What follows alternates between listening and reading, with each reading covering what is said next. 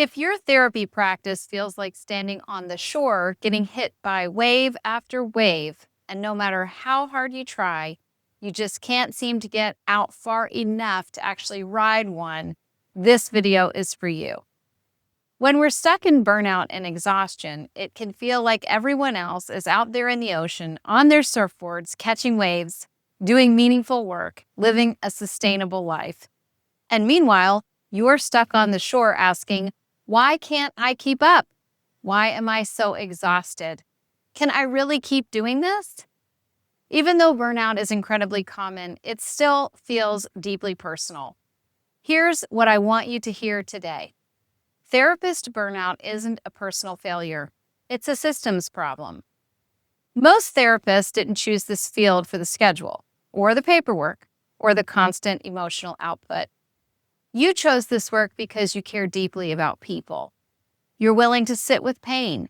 You're willing to help people heal. But just because you're willing to carry that weight doesn't mean you can carry it for dozens or hundreds of people indefinitely.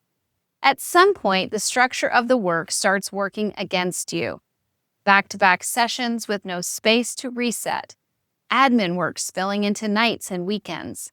Pressure to keep your caseload full just to stay afloat, as well as emotional fatigue from holding trauma day after day.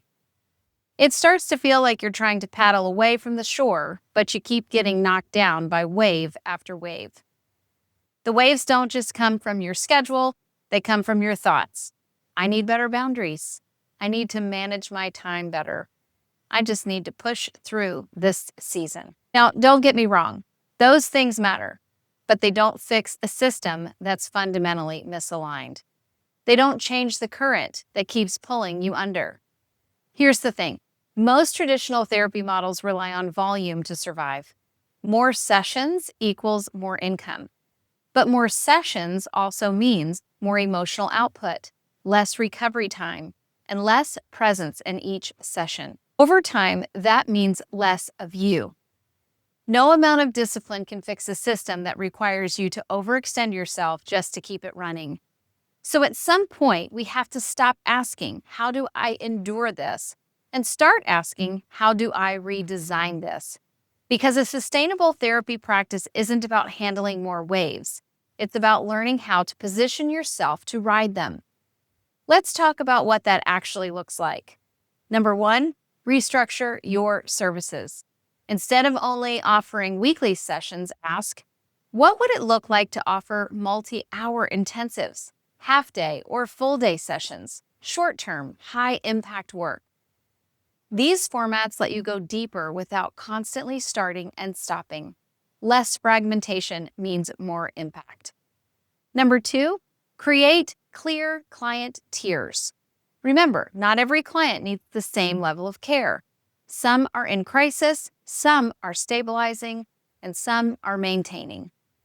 When you create tiers of service, you can match care to your client's actual needs.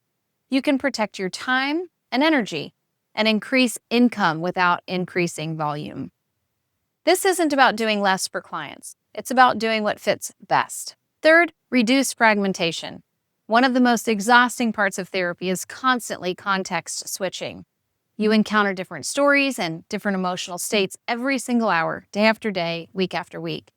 But longer format work allows you to stay in one therapeutic arc longer, reduce emotional whiplash, and see deeper breakthroughs. That changes how the work feels for you and for your clients. Fourth, reclaim your capacity. Burnout isn't just being tired, it's the result of chronic, unmanaged stress. For most therapists, quitting isn't the answer. So the real question becomes, how do I get my capacity back?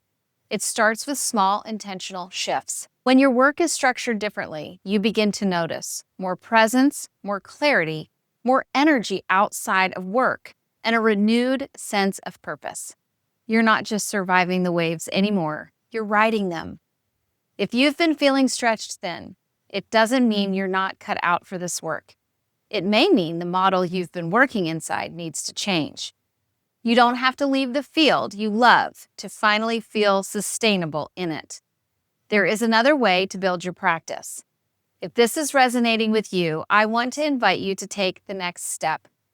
We're hosting a free training where we walk through why traditional therapy models lead to burnout, how to restructure your services for sustainability and growth, and what it actually looks like to build a practice that supports your life.